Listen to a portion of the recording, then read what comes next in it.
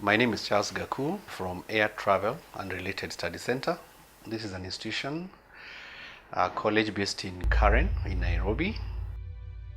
The father of one is a successful educationist who has embarked on creating the next breed of entrepreneurs and graduates, equipping them with the best skills in the job market. Looking back, the 48-year-old entrepreneur says that it has taken hard work, resilience, and vision to build the institution to its current state. Keen on investments that seek to nurture growth and equip both current and potential students with the best skills, he has invested heavily to set up the institution, which has state-of-the-art facilities. This is backed up by the vast experience of 25 lectures, coupled with the training he acquired from Utalii College. It's not been easy, I must admit, running an institution of that magnitude. There are 4 guiding principles. One, you must have the passion. For me, it has been half a life of training in the fields of travel and tourism and hospitality. I have no intention of going back. I like to mention and encourage, and this is very important for parents to know, that it's about quality. If you have been a keen observer of the hospitality and travel and tourism industry, many of these students are not product of universities. Why? Because the emphasis is on the skill more than anything else. You have also seen that there are colleges that charge very cheap, but they're not able to sustain the quality then. So, given that this is a skill-based kind of training, parents are better off taking their dependents to areas where quality is guaranteed. How do you measure quality in a college? Look at absorption capacities of their guardians, of their graduates, how often they are interviewed. Walk around the hotels and the airlines and tour companies and find out those who are working there where they got trained. That is very important.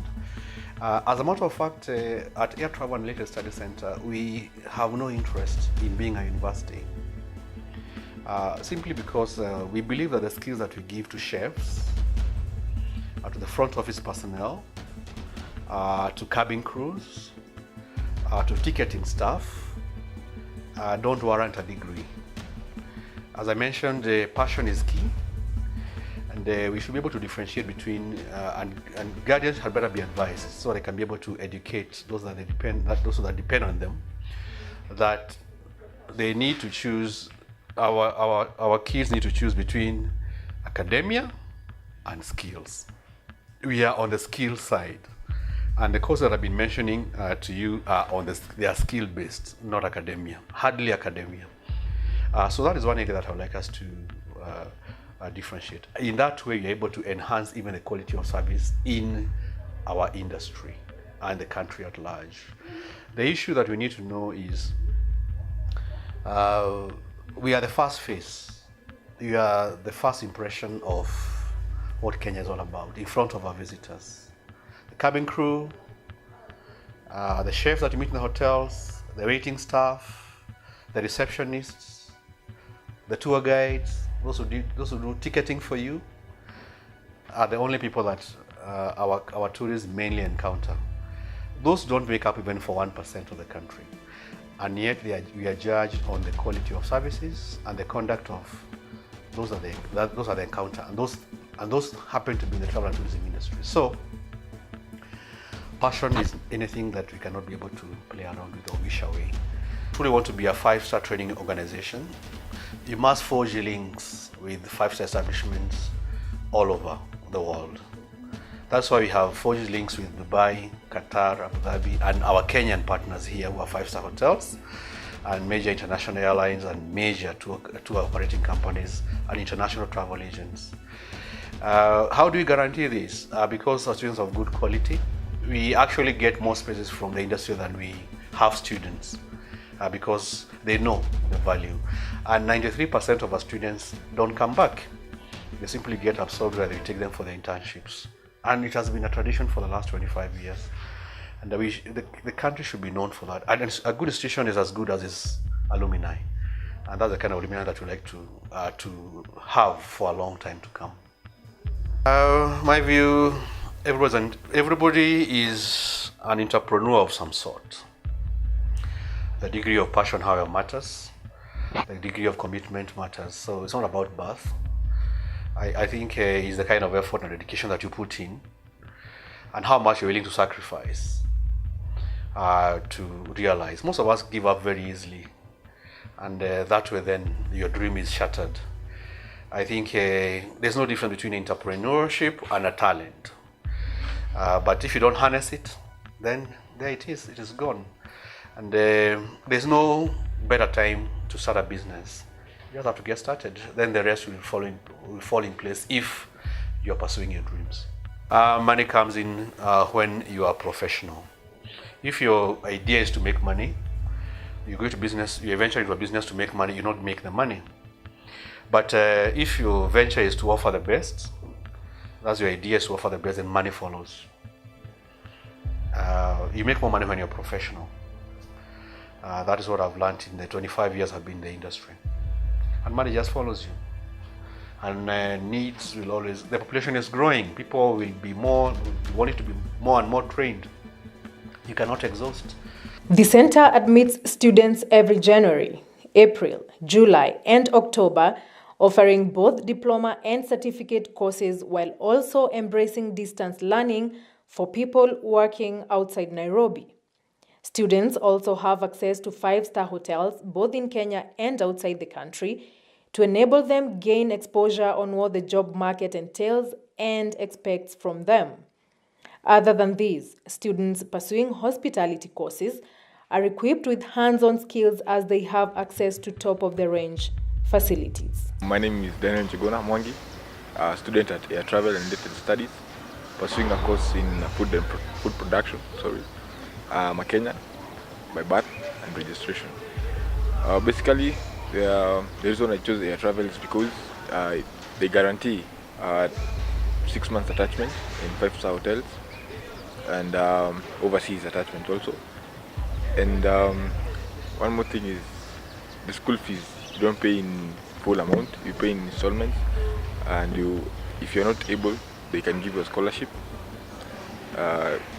We are donated by Mr. Gaku, who is our managing director, and also for Air Travel, it gives us a chance to showcase our talents in terms of cooking and doing all stuff related to catering.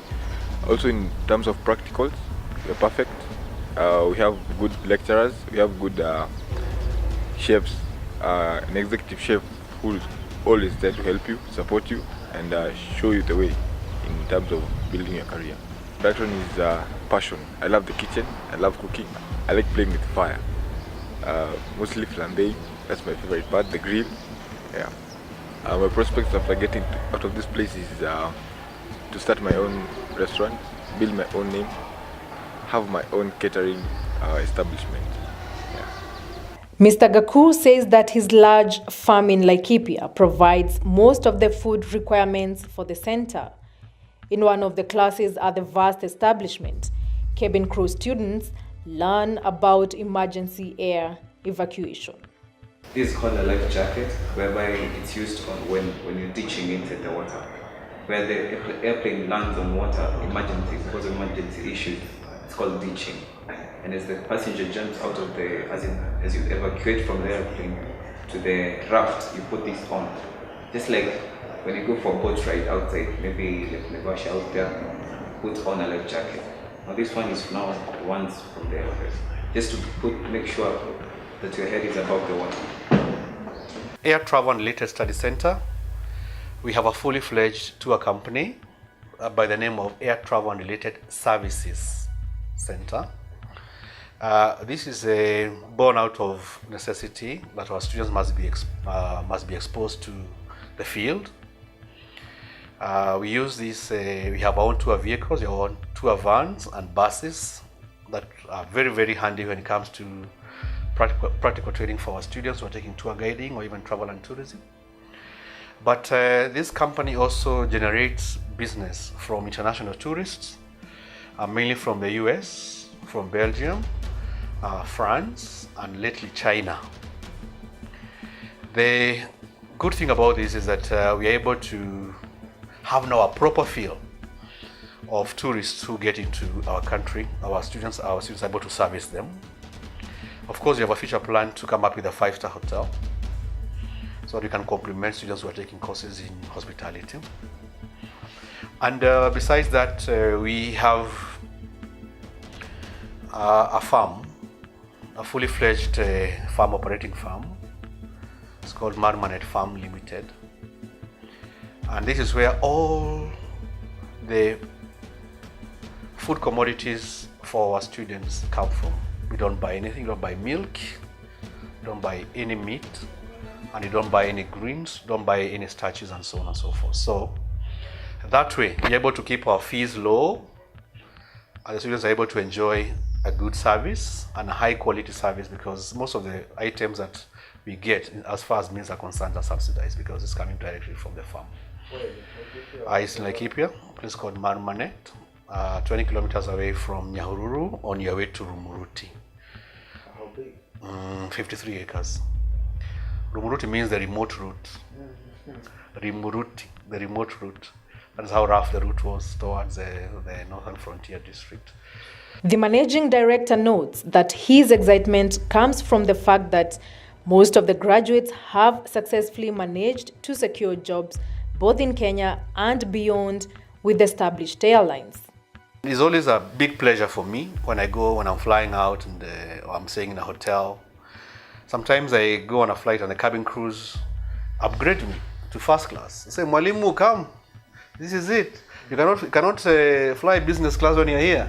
First class. I find myself with a lot of champagne. I love it very much. So these little things are the ones that accrue, and they make you feel honored and relevant to what you're doing. So that gains a lot of importance to me. Those are things that matter to me a lot. My name is Alex Francis. I'm a student here. I'm doing international cabin crew, which is also referred to as air hostess. This is my second day in this school. Why did I basically choose this school is because of how the curriculum is in the school. Basically, we do our courses every level. We have 6 months. First 3 months is study, the other 3 months is revision. And attachment is guaranteed. The school makes sure that you're taken up for attachment with a cabin crew or any course you're doing basically here. We also have free safaris the school takes us to. The last one we were was in Naivasha, Nakuru. The other one was in Post. Then also we've gone to Mount Kilimanjaro severally. I've actually climbed Mount Kilimanjaro in 2015 and 2016. Bon après-midi, je m'appelle Mutunjena Meola, je suis rwandaise. Je suis venue ici au Kenya l'année passée en 2016 octobre. Je fais le tourisme ici et à Travel. Donc j'ai choisi à Travel parce qu'on m'a dit que c'est différent entre les autres instituts. C'est vraiment, tu profites faire le stage parce que c'est eux qui cherchent pour toi. Et c'était un bon institut. On mange bien, là où on vit c'est bien. Toute chose ici est beau. My name is Aisha Musika. The course that I'm taking is a cabin crew. The reason why I decided to do this is because I know it will make me go in many different places and meet many different people. And the reason why I decided to come to this beautiful school is because I had an aunt who she came here to do cabin crew and she did very well. Now she's working in Wales. And she was the one who inspired me to come here and join her wherever she is. My name is Josephine Gedombe. I'm taking international cabin crew in Air Travel and Related Studies Center. It is the best place to be because at the end of the course, we're going to be attached. In a school, we get free languages like Spanish, German, Arabic, and even French. Then, we don't only learn about cabin crew as the short course. We learn more Yeah. Growing an institution to such heights comes with challenges. Challenges are many. Obviously, finance. It's a big one. We are completely unaided.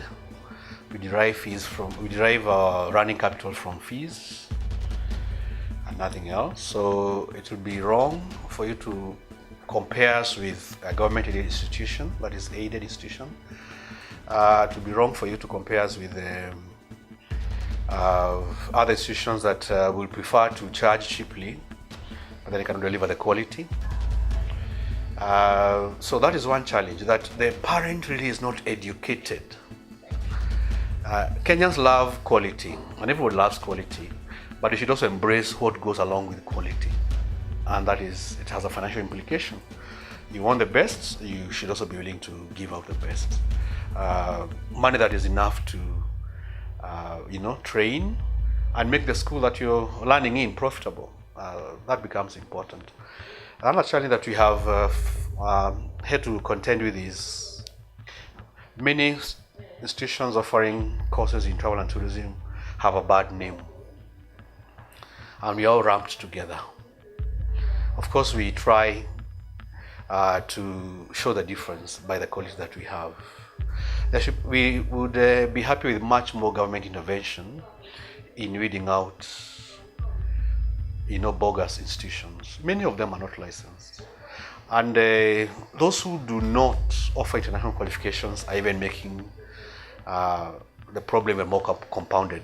For information, it is illegal for any institution to train students and offer its own qualification unless you are created through an act of parliament, like KIMC or the universities or even Utalii College. All the others must get an external examiner. It has not been followed. We should not have any college in Kenya, private college, issuing a certificate of any kind whatsoever, simply because it is illegal. You cannot have a syllabus and examine yourself. You must have international examiner unless you are through an act of parliament, but this is not being followed. So you get students and parents very disillusioned at the end of the course because what they are holding are papers, not really qualifications, because what they have is illegal. Our sponsors, mainly parents, have not really embraced travel and tourism and aviation programs, many of them, and I don't blame them, maybe lack of knowledge or lack of information. You see, I get many students who want to pursue our courses, but the parents refuse.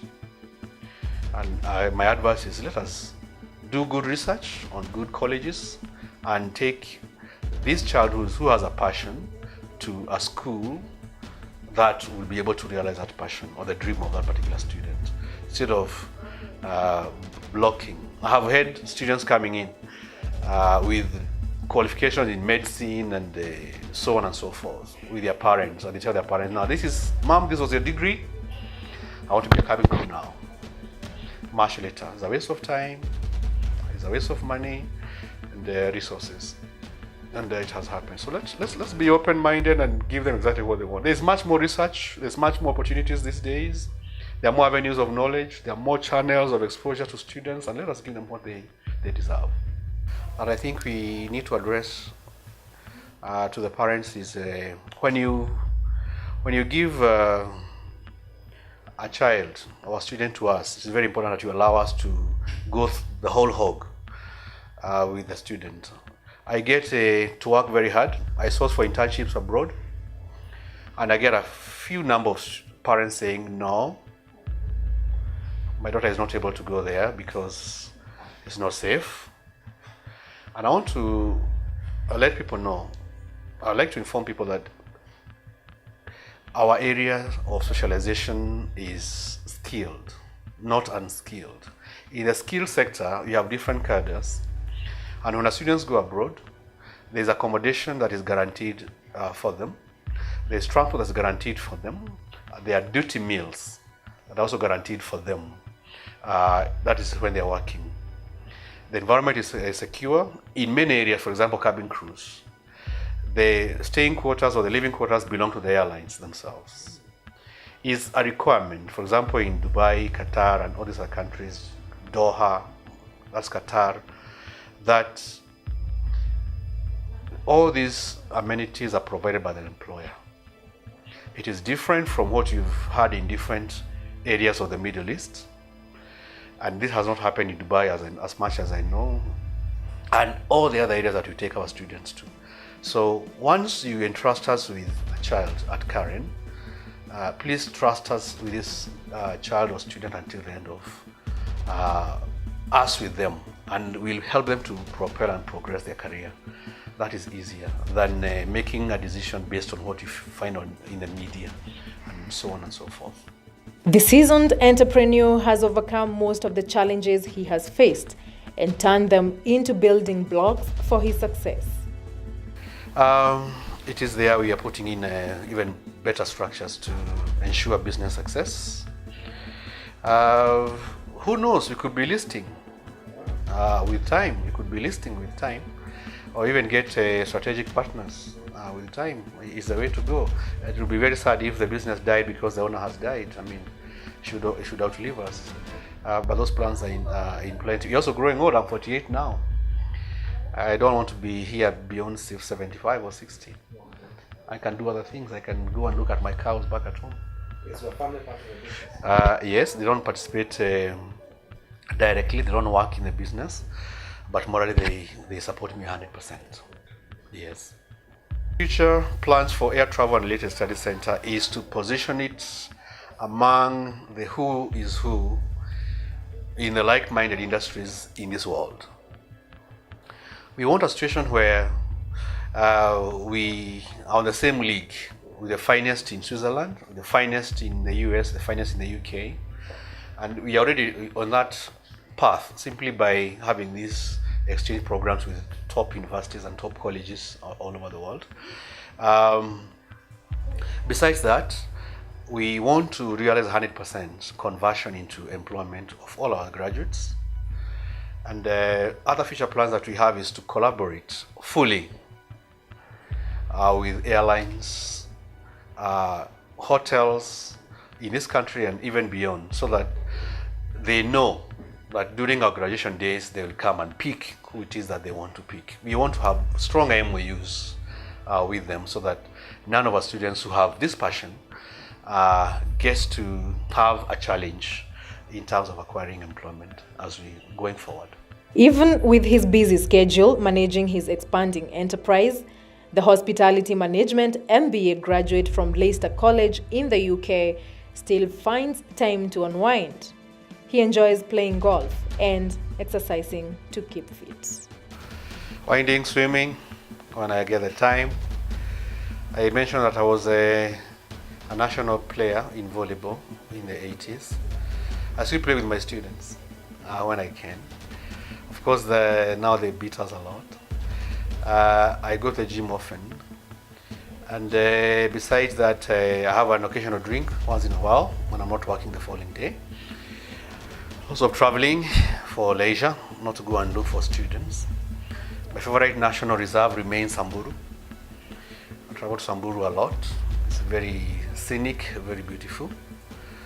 I also travel to my favorite destination. I fly to Cyprus. It's very scenic, very beautiful, excellent, very warm. And once in a while, I take a trip to Nyeri to meet my folks, my aunties and so on, and we enjoy life. Yes, when I'm around, I'm a jovial person, but in school, it's business as usual. One of those tough headmasters of your old days. Yes.